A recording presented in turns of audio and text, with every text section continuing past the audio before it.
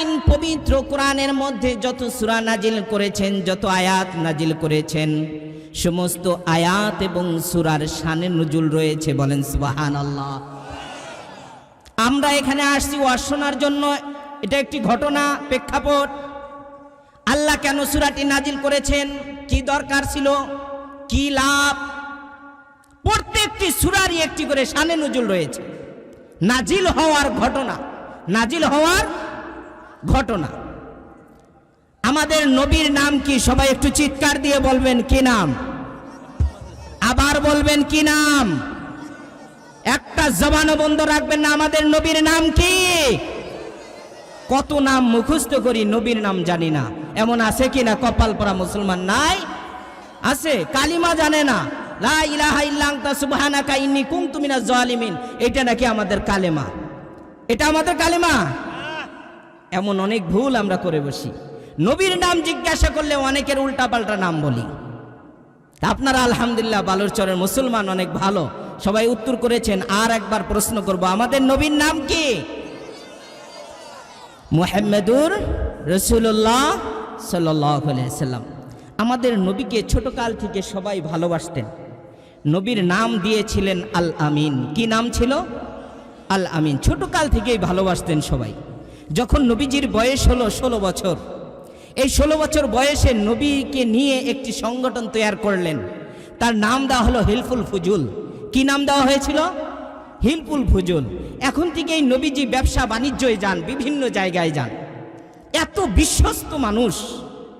এরপরে যখন 40 বছর হয়ে গেল, 40 বছর বয়সে নবীজির উপর যখন আল্লাহর ঐশী বাণীর ওহী নাজিল হওয়া শুরু করলো, এই বাণীগুলো যখন নবীজি প্রচার করা শুরু করলেন, আল আমিন নামটি মুছে দিয়ে নাম হয়ে গেল মজনুন। কি নাম? পাগল। কি নাম? জোরে সোরে বলেন নাউজুবিল্লাহ। আমার নবীর নাম ছিল আল আমিন, নাম দেওয়া হলো কি? পাগল। কি নাম দেওয়া হলো? পাগল। এরপরে নবীজি দাওয়াত শুরু করলেন। একদিন দুই দিন না, আমাদের সভাপতি সাহেব বলেছেন কথাগুলো। 13টি বছর দাওয়াত দিয়েছেন মক্কাতে, খুব ভদ্রভাবে, খুবই ভদ্রভাবে।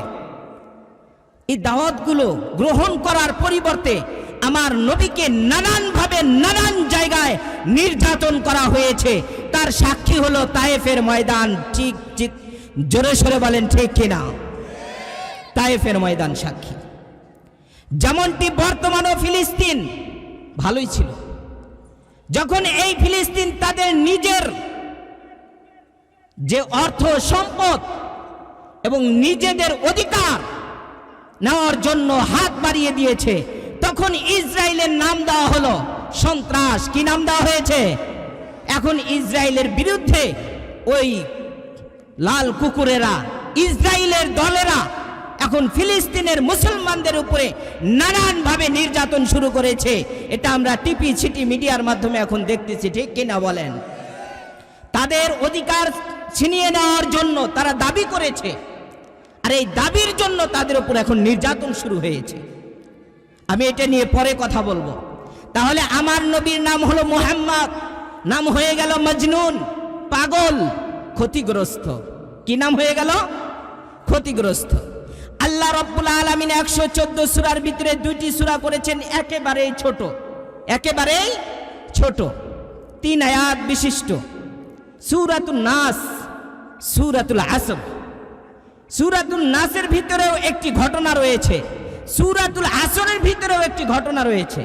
যখন নবীজি দাওয়াত দেওয়া শুরু করলেন, পরস্পরে আলোচনা শুরু হয়ে গেল। মুহাম্মদ তো ক্ষতিগ্রস্ত। মুহাম্মদ কি?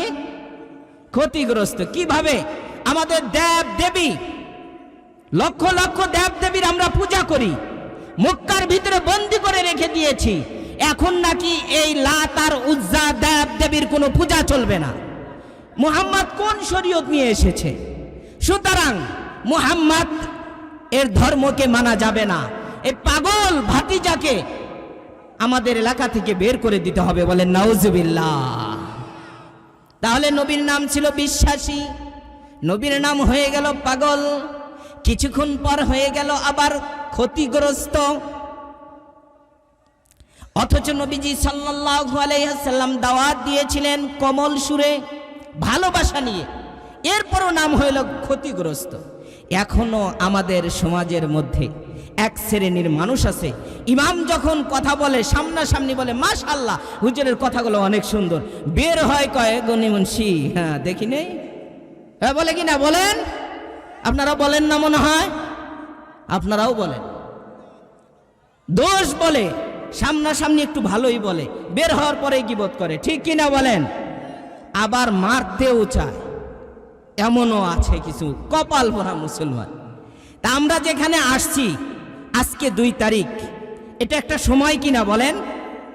এটা একটা সময়। আপনি যখন জন্মগ্রহণ করেছিলেন ওইটা একটা সময় কিনা? আপনার এই শক্তি একদিন থাকবে, আপনি বিরুদ্ধ হয়ে যাবেন, ওইটাও একটা সময়। আজকে যারা মাহফিলে এসে কথা শুনতেছেন এটাও একটা সময়, যারা কথা শুনতেছেন না তাদেরও সময়। কিন্তু আপনার সময় আর তাদের সময় এক সমান কিনা? কথা বলেন, এক সমান কিনা? আপনি জান্নাতি বাগানে আছেন, আর যারা বাহিরে আছে তারা মাঝে মাঝে সুইচ টানতেছে। সুইচ বোঝেন? ইটের ভাটা বোঝেন? পাইপ টানা বোঝেন? বুঝলে তো জোরে বলতেন, কেউ কেউ মনে হয় বোঝে না।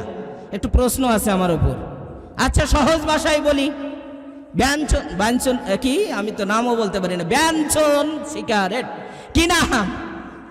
ব্যঞ্জন সিগারেট আছে কি না এগুলা? আবার কেউ ইত্যাদি দেখতেছেন, তাদেরও সময়। আল্লাহ রব্বুল আলামিন এই জন্য সময় নিয়ে আলোচনা করেছেন। কি নিয়ে? কথা বলেন, কি নিয়ে? Time and tide wait for none. আবার বলতেছি, time and tide wait for none. আপনার সময় এবং পানির স্রোত কাহর জন্য কখনো অপেক্ষা করে না, করবেও না। এখন যদি আপনাকে একটা কথা বলা হয়, আচ্ছা আপনারা আমাকে চেনেন কে কে? হাত উঠান দেখে। চেনেন? শুনবেন আলোচনা? আপনাদের মাঝে একজন আসবেন, হাফিজুর রহমান সিদ্দিকী, আমার বড় ভাই আসবেন, আলোচনা করবেন। আমি শুধু আপনাদেরকে নিয়ে একটা বিষয়ে কথা বলবো। আলোচনা তো শুরু করি নাই, করবো ইনশাআল্লাহ, কিন্তু কথাগুলো বুঝতে হবে। আমার মা বোনেরা আছেন, তাদেরকে নিয়েও কথা বলবো। এখন আমি যখন একটা কথা, আপনার সাথে ঝগড়া লাগে, আমার মামার সাথে ঝগড়া, এখন মামা বিশ্বাস করে না, তখন আমি বলি যদি ভালো হয়ে থাকি, হুজুর হয়ে থাকি, তাহলে বলি আল্লাহর কসম করে বলতেছি এই কাজ আমি করি নাই, ঠিক কিনা বলেন? এখন যদি হুজুর না হয়ে থাকি তাহলে বলি আমার মাথার ক্রিয়া। কি বলে? ক্রিয়া, অর্থাৎ মাথার কসম। কি? মাথার কসম, আমার বাবার কসম, আমার মায়ের কসম, আমার চোখের কসম ইত্যাদি বলি কিনা বলেন? আমার যুবক ভাইয়েরা বলতে বলতে বলে ফেলে আমার প্রেমিকার কসম, বলে না? কি বলে বলেন? আমার প্রেমিকার কসম বলে না আপনাদের এলাকায়? বলে, ঢাকাতে বলে প্রেমিকার কসম। আচ্ছা, কেউ কি কোনো সময় বলেছে আমার জুতার কসম? কেন? জুতা তো দামি জিনিস, দামি জিনিস না? 1400-1500 টাকা জুতার দাম, জুতার কসম করে না কেন? জুতা থাকে পায়ের নিচে, যেই জিনিস দামি ওই জিনিসের কসম করে, আর যেটা দামি না ওটা কসম করে না, গুরুত্ব বোঝানোর জন্য কসম করে, ঠিক কিনা বলেন? আল্লাহ রব্বুল আলামিন কোন জিনিস আমাদেরকে বিশ্বাসের জন্য কসম করেন না। আল্লাহ রব্বুল আলামিন বলেছেন তোমাদের এই জিনিসটা আমি বুঝাই, এটা আমার কাছে দামি হলে তোমাদের কাছে লক্ষ কোটি গুণ দামি। সুতরাং সময়ের কসম করে বলতেছি, সময়ের কসম করে বলতেছি, মানুষ সকল সবাই তাদের ধোঁকার মধ্যে রয়েছে, গোমরাহির মধ্যে রয়েছে, ক্ষতিগ্রস্তের মধ্যে রয়েছে। 4 শ্রেণীর মানুষ ছাড়া। বলেন সুবহানাল্লাহ। এখন আপনি ভালো না খারাপ, আপনি ফেরেশতা না শয়তান, এটা প্রমাণ করবেন আজকের বয়ান থেকে। 4টি কথা বলে আলোচনা শেষ করব। মুসলমান ভাইরা আমার, মনের দিল দিয়ে, কানের দিল দিয়ে কথাগুলো শুনতে হবে। আল্লাহ রব্বুল আলামিন বলেছেন সময়ের কসম। আল্লাহ অনেক জায়গায় অনেক জিনিসের কসম করেছেন। এই সময়টা হলো আপনি যদি ব্যবহার করেন কাজে লাগবে। সময় হলো একটি বরফের মতো, সময় হলো একটি মোমবাতির মতো। আপনি বরফ বিক্রেতা, বরফ নিয়ে যদি বাজারে ঘুরতে থাকেন, হাঁটতে থাকেন, বেচা কেনা যদি না করেন, এরপরেও বরফ গলে গলে শেষ হয়ে যাবে, ঠিক কিনা? চিৎকার দিয়ে বলেন। এরপরে মোমবাতি লাগায় রাখছেন, আপনি পড়াশোনা করেন না, টিভি সিটিও দেখেন না, আমার যুবক ভাইরা পাবজি টাবজি নানান কিছু এগুলাও করে না, এরপরেও মোমবাতি জ্বলে জ্বলে শেষ হবে কিনা বলেন? এই সময়টা দিয়ে আল্লাহ বলতেছেন সময় হলো তোমার হায়াত। এই হায়াত দিয়ে যদি তুমি জুয়া খেলো, এরপরেও তোমার সময় শেষ হয়ে যাবে।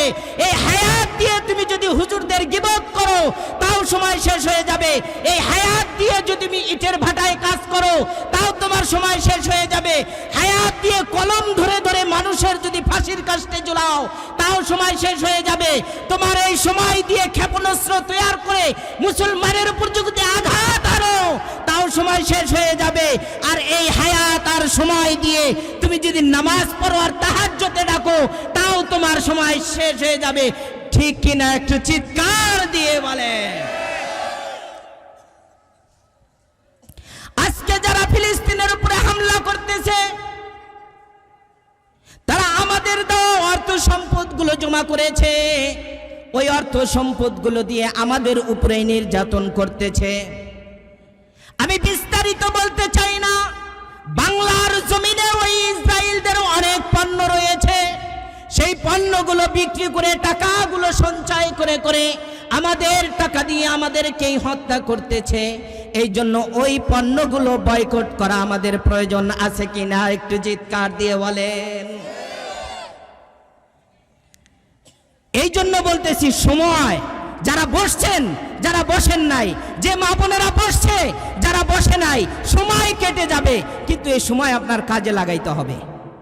দুনিয়াটা হলো আপনার একটা বাজার। দুনিয়াটা কি বলেন? বাজার।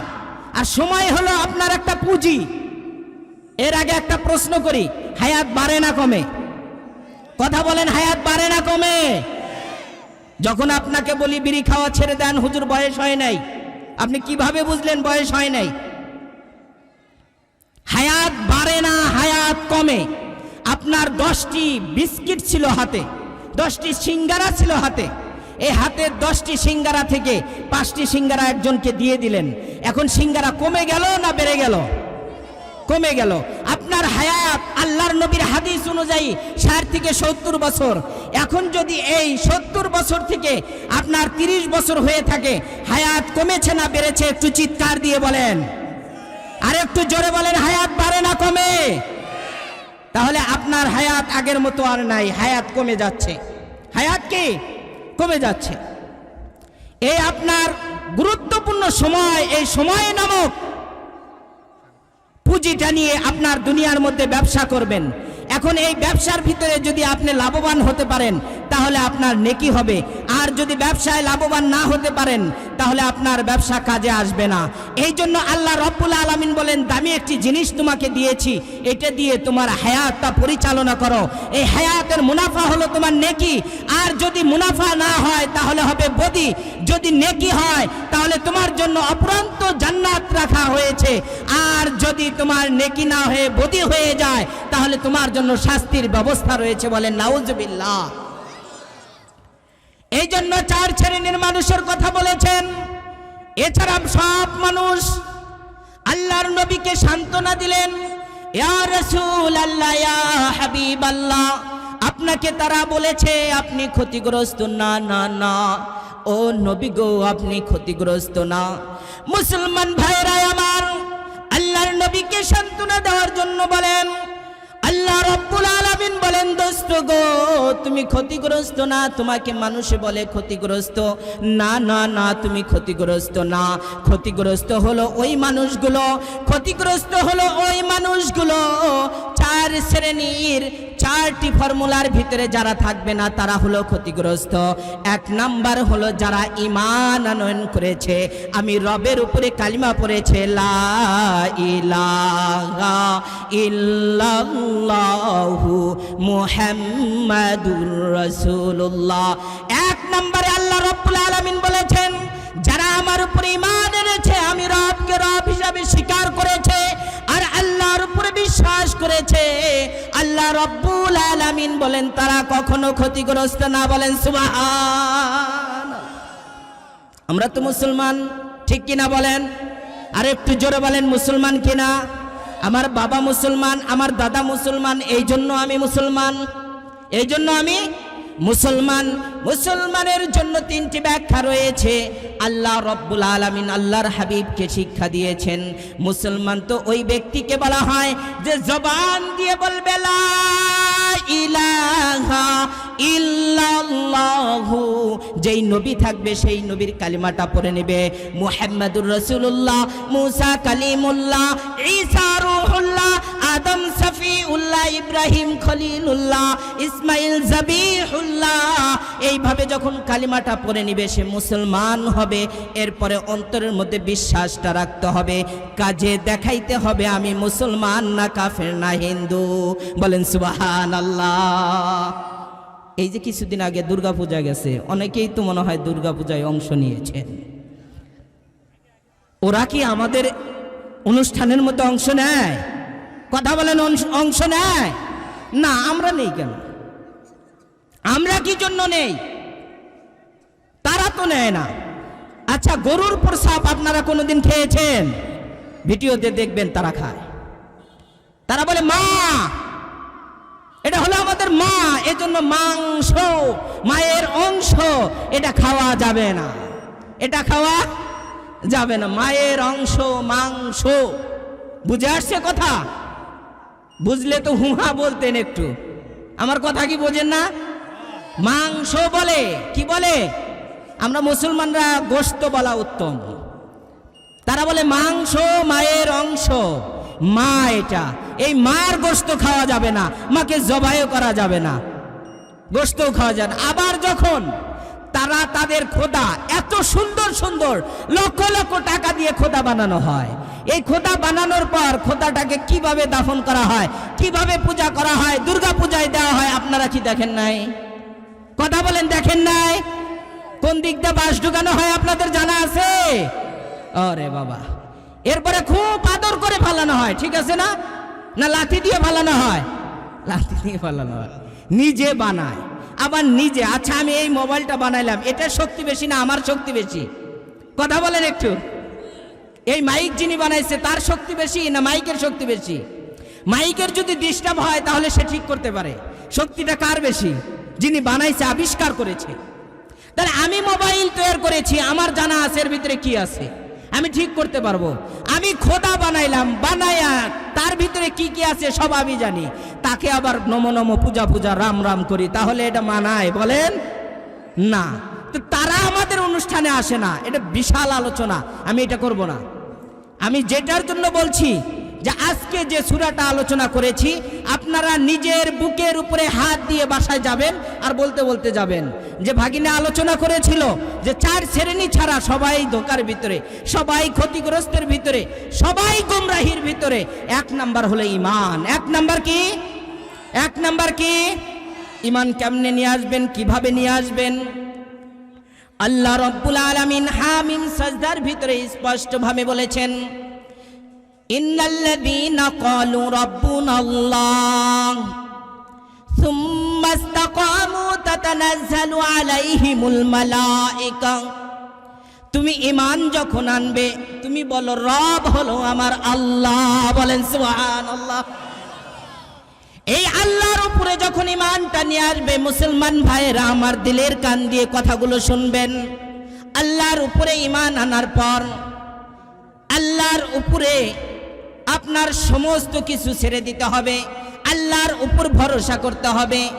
আল্লাহ রব্বুল আলামিন আমার রব, আল্লাহই সব কিছু করতে পারেন, আল্লাহ খাওয়ান, আল্লাহ পালান, আল্লাহই সব কিছু আমার কর্নেওয়ালা জাত। বলেন সুবহান।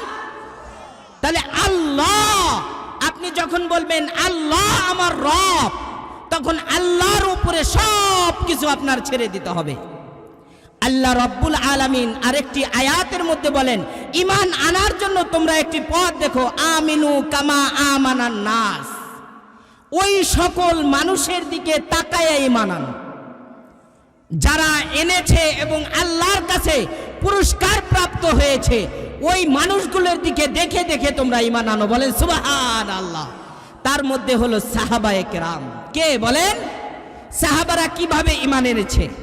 সাহাবারা ঈমান আনার পর আল্লাহর নবীকে কতটুকু ভালোবেসেছে, আল্লাহর নবীর উপরে বিশ্বাস ছিল, তার একটি ঘটনা আমি আলোচনা করব। ছোট্ট ছোট্ট মানুষ কতটুকু আল্লাহর নবীকে ভালোবেসেছে। আমাদের ইসলামের যুদ্ধের মধ্যে একটি যুদ্ধের নাম হলো শুরুর যুদ্ধ, দ্বিতীয় হিজরি, বদরের যুদ্ধ। কি নাম বলেন? বদরের যুদ্ধ। আজকে আমাদের এই যুদ্ধগুলো আলোচনা করা হয় না, জিহাদের আলোচনা করা হয় না, মানুষ ভয় পায়। আপনার ইসলাম কান্ট্রি, ইসলাম, আপনি মুসলমান আর মুসলমানের কথা বলবেন, ভয় কি এখানে? প্রথম যে যুদ্ধ, এই যুদ্ধের নাম কি? বদরের যুদ্ধ। বলেন যুদ্ধের নাম কি? আরো জোরে বলেন, কি যুদ্ধ? অনেকে জানি না আমরা এই যুদ্ধ কিভাবে সংগঠিত হয়েছে। সহজ ভাষায় বলবো, যখন নবীজি সাল্লাল্লাহু আলাইহি ওয়াসাল্লাম মক্কাতে 13টি বছর দাওয়াত করলেন, তাবলীগের দাওয়াত চলতে থাকলো, এই দাওয়াতগুলো তারা গ্রহণ করলো না, তখন আল্লাহর আদেশেই বলা হলো, ইয়া রাসূলুল্লাহ, ইয়া হাবিবাল্লাহ, আমার হাবিব, আপনি এখন তাদের সাথে মোকাবেলা করার জন্য প্রস্তুতি নেন। বলেন সুবহানাল্লাহ। সোজা আঙ্গুলে যদি ঘি না আসে, আঙ্গুল বাঁকা করে ফেলেন আপনি। নবীজি চলে গেলেন, লম্বা ইতিহাস। আবু বকর সিদ্দিক সহ যারা হিজরত করলেন, হিজরতের পর নানান সন্ধি চুক্তি এবং আবু জেহেল নানানভাবে হুমকি, এক পর্যায়ে যখন তাদের একদল মানুষ তারা যাইতো ব্যবসা বাণিজ্য করার জন্য সিরিয়াতে, এই সিরিয়া থেকে যখন আসতেন মদিনার কিনারা হয়ে যাওয়া লাগতো তাদের। নবীজি সাল্লাল্লাহু আলাইহি সাল্লাম সাহাবাদেরকে বললেন, দেখো তারা এই কিনারা দিয়ে যায়, আমাদের এখন অনেক সংকট অবস্থা, তারা আমাদের দেশ থেকেই ব্যবসা করে যায়, এখন যদি তাদের এই ব্যবসার পণ্যগুলো আটকানো যায় তাহলে আমাদের চলার গতিটা সুন্দর হবে। বলেন সুবহানাল্লাহ, নবীর আদেশ এটা। এরপরে একদল সাহাবা সেই ব্যবসাকে বাধা দেওয়ার জন্য একটি পথ অবলম্বন করলেন। এই খবরটি সঙ্গে সঙ্গে পৌঁছে গেল আবু জেহেলের কাছে। কার কাছে পৌঁছে গেল বলেন? আবু সুফিয়ান সেই ব্যবসার নেতৃত্বে ছিলেন। আবু সুফিয়ান অতি চালাক মানুষ ছিলেন। অন্য রোড দিয়ে সে চলে গেল মক্কাতে, আর একটি চিঠি লিখলো আবু জেহেলের কাছে, দেখো আমরা সহি সালামতে মক্কাতে চলে এসেছি, এখন তাদের সাথে যুদ্ধ এবং মোকাবেলা করার কোনো প্রয়োজন নাই। কিন্তু আবু জেহেলের একটি অভ্যাস ছিল, সে যখন কোনো কথা বলতেন, কোনো কাজ করতেন, তখন ওইটা করে ছাড়তেন এবং প্রমাণ করে দিতেন যে আমি কত বড় যোদ্ধা। এই চিন্তা ভাবনা করে সে বলল, না, আমি যখন মদিনাতে এসেছি আমি যুদ্ধ করেই যাব, আমি যুদ্ধ কি করেই যাব। এরপরে তার দল বল নিয়ে 1000 সৈন্য নিয়ে সে মদিনার দিকে রওনা করলেন। বদর নামক স্থান, বদর একটি কূপ, সেই কূপের স্থানে দাঁড়িয়ে গেলেন। এদিকে আল্লাহর নবী খবর পেলেন যে তারা আসতেছে আমাদের সাথে মোকাবেলা করার জন্য, সুতরাং আমরাও মোকাবেলা করব। যখন যে অবস্থায় থাকেন আল্লাহর নবী সবাইকে নিয়ে ঘোষণা করলেন, কে আছো আমি নবী বলে আমাকে বিশ্বাস করো, যদি আমাকে বিশ্বাস করে থাকো আমার নবীর আদেশ হলো আবু জেহেলের সৈন্যের সাথে যুদ্ধ করতে হবে। বলেন সুবহানাল্লাহ। সবাই এক বাক্যে রাজি হয়ে গেল। ছোট ছোট দুইটা বাচ্চা, 12 এবং 13 বছর বয়স, মুআজ এবং মাওয়াজ, এই ছোট দুটি বালক চলে আসলো। আসার পর আব্দুর রহমান বিন আউফকে বললেন, ও চাচা, কার সাথে যুদ্ধ করতে চায়? বিশ্ব নবী রাহমাতুল লিল আলামিন, আল্লাহর নবী যুদ্ধ করতে চায় আবু জেহেলের সাথে, তার সৈন্যদের সাথে। এই ছোট দুটি বাচ্চা একজন আর একজনের সাথে পরামর্শ করলেন। আল্লাহর নবীকে কষ্ট দিয়েছিল মক্কায়, নারী ভুঁড়ি উঠিয়ে দিয়েছিল, নবীজিকে নানানভাবে নির্যাতন করেছিল। ওই আবু জেহেল নামক কাফের, এই আবু জেহেলকে আমরা শিকারি করে ফেলবো। বলেন সুবহানাল্লাহ। বয়স কত ছিল? 12 এবং 13। এখন ছোট ভাই বড় ভাইকে বলে, ভাইয়া আমার যেতে হবে, বড় ভাই ছোট ভাইকে বলে আমারও যেতে হবে। কিন্তু নবীজির আদেশ ছিল ছোট মানুষ, মহিলা, বৃদ্ধ মানুষকে যুদ্ধে নেওয়া যাবে না। আল্লাহর নবী বললেন, না না না, তোমরা ছোট মানুষ, যুদ্ধে যাওয়া যাবে না। নবীজি সাল্লাল্লাহু আলাইহি ওয়াসাল্লাম এই কথা বলার পর দুই ভাই কান্না শুরু করলেন এবং বললেন, আবার নবীকে আমরা প্রস্তাব দিব। বলেন সুবহানাল্লাহ। দুই ভাই গিয়ে প্রস্তাব দিলেন। নবীজি বললেন, তোমরা ছোট এবং শক্তি কম, যখন বলেছে শক্তি কম, আল্লাহর নবীর অভ্যাস ছিল অনেক সময় পরীক্ষা করার জন্য কুস্তি লাগাইয়া দিত, একজন আর একজনের সাথে মারামারি লাগাইয়া দিত। আল্লাহর নবী বললেন, তোমাদের মধ্যে যদি কোনো ব্যক্তি শক্তিশালী হয়, দুইজনের মধ্যে একজনকে নেওয়া যাবে আর একজনকে নেওয়া যাবে না। দুইজনের দুই ভাই, এক ভাই আর এক ভাইয়ের কানে কানে বলে, ও ভাই, একবার তুমি নিচে পড়ে যাও আর একবার আমি নিচে পড়ে যাই, দুই ভাই আমরা যুদ্ধে যাব, আল্লাহর নবীর দুশমন ওই আবু জেহেলকে হত্যা করব। বলেন সুবহানাল্লাহ। খারাপ লাগতেছে, আলোচনা শেষ করে দেব আপনাদের। যুদ্ধের জন্য দুই ভাই পরামর্শ করলেন। পরামর্শ করার পর এক ভাই আর এক ভাইয়ের সাথে কথা বললেন। জিবরাইল আলাইহিস সালাতু ওয়াস সালাম আল্লাহর নবীর কাছে ওহী নিয়ে আসলেন এবং বললেন, ইয়া রাসূলুল্লাহ, তাদের দুই ভাইকে আপনি যুদ্ধে নিয়ে যান। বলেন সুবহানাল্লাহ। দুই ভাইকে নিয়ে গেলেন। নিয়ে যাওয়ার পর আব্দুর রহমান বিন আউফকে বললেন যে, চাচা, নবীজির দুশমনটা কে, একটু দেখায় দেন না। সে বলল, ওই যে যাচ্ছে, দেখো, বিশাল দেহের অধিকারী, এইটার নামই হলো আবু জেহেল। আর এই আবু জেহেলই আমার নবীকে 13টি বছর কষ্ট দিয়েছে এবং মক্কা তার জন্মভূমি, এমন নির্যাতন করেছে, বাধ্য হয়ে সে মদিনায় চলে এসেছে। এরপরে দুই ভাই পরামর্শ করলেন কিভাবে হত্যা করা যায়। এক ভাই বলে, দেখো, আমরা তো ছোট মানুষ, কিভাবে হত্যা করা যায়। পরামর্শক্রমে বলেন, তুমি ঘোড়ার পায়ে একটু কোপটা বসায় দাও, আর যখন ঘোড়াটা পড়ে যাবে আমি নিজ হাতে ওই আবু জেহেলকে জবাই করে ফেলবো। বলেন সুবহানাল্লাহ। বয়স কত? কথা বলেন, বয়স কত? 13 বছর, 12 বছরের বয়স। দুই ভাই মিলে পরামর্শ করলেন, মুসলমান ভাইরা আমার, ঈমান এমন একটি দামি জিনিস, এই ঈমানটা তাদের ভিতরে ঢুকেছে, আল্লাহর নবীর ভালোবাসা ঢুকেছে। এই জন্য ইসলামের কালিমাকে উড্ডীন করার জন্য অল্প বয়সী মুআজ এবং মাওয়াজ তারা যুদ্ধের মধ্যে অংশ নিলেন। আবু জেহেল যখন ঘোড়া নিয়ে যাইতেছিল, দুই ভাই টার্গেট করে এক ভাই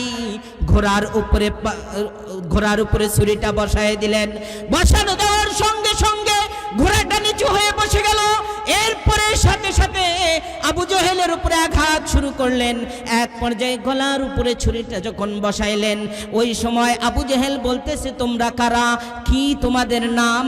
কিন্তু আমার একটি পদবি রয়েছে আবু জেহেল, আর আমার একটি পদবি রয়েছে আবুল হেকাম। আমি হলাম হাকিমদের বাদশা, জ্ঞানের বাদশা, আমাকে এইভাবে হত্যা করিও না, সুতরাং তোমরা আমাকে ছেড়ে দাও। কিন্তু তাদের মন মতো ছুরিটা চালায় দিল। চালানোর পর আব্দুর রহমান বিন আউফ দূর থেকে ফলো করলেন। ফলো করে দেখে মুস্কি মুস্কি হাসেন। আল্লাহর নবীকে যায় বলেন, ইয়া রাসূলুল্লাহ, ইয়া হাবিবাল্লাহ, আপনার ছোট্ট সাহাবা মুআজ এবং মাওয়াজ, এই দুই সৈনিক আবু জেহেলকে শেষ করে ফেলেছে। আল্লাহর নবী শোনার সঙ্গে সঙ্গে শুকরিয়া আদায় করলেন আর বললেন, তাদের দুই ভাইকে আমার কাছে নিয়ে আসো, গনিমতের মাল দেওয়া হবে। বলেন সুবহানাল্লাহ। দুই ভাই চলে আসলেন।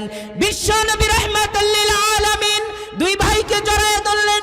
জড়ায় ধরে বললেন, দেখো, একজন তুমি গনিমতের মাল পাবে আর একজন পাবে না। কারণটা হলো, কিছুক্ষণের মধ্যেই এক ভাই শহীদ হয়ে মারা যাবেন। এই জন্য নবীজির ভবিষ্যৎবাণী ছিল, একজন গনিমতের মাল পাবে আর একজন পাবে না। এই কথা শুনে আবার দুই ভাই যুদ্ধের মধ্যে ঝাঁপায়া পড়লেন। এক পর্যায়ে একজন কাফের তার হাতকে টার্গেট করে ছোট ভাইয়ের হাতের উপরে ছুরিটা বসায় দিল। বসায় দেওয়ার পর ওই হাতটা কেটে যাওয়ার পর হাত শুধু ঝুলতেছিল। চিন্তা করলেন, যুদ্ধের ময়দানে আমার এই হাতটা তো অনেক আঘাত করতেছে। যুদ্ধের ময়দানে বিশ্ব নবী রাহমাতুল লিল আলামিনকে জয় করার জন্য আমার এই হাত বাঁধা হয়ে দাঁড়িয়েছে, সুতরাং এই হাতকে আমি রাখবো না।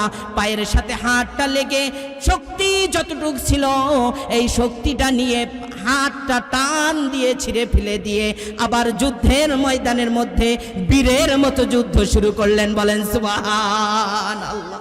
কিছুক্ষণ পর শহীদ হয়ে গেল। এরপর বদর যুদ্ধের মধ্যে আল্লাহ নবী বিশ্ব নবী রাহমাতুল লিল আলামিন জয় করলেন এবং